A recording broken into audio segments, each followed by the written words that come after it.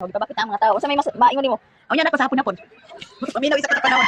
Ikaw. Oh, moban ko. Moban ako nga to mo. Agi na diri ang magasto mo to sa kwan. Ano lang to? Sa complex. Dam ka. Ha? Dam ka. Yung pa rin niya ako. Aw bahala ka.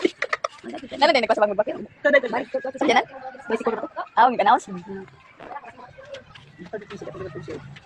ano? Ay, mga pa dito. Mga tanod ka dito. Lain na ang panahon karon ay bagyong Tino. Super typhoon.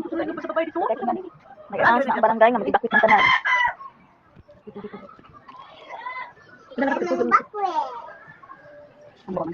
Lalo na ito may mga batang gagmay, mga senior citizen. Oh. Kaya magpasiguro na po, mag-evacuate kay kini nga bagyo.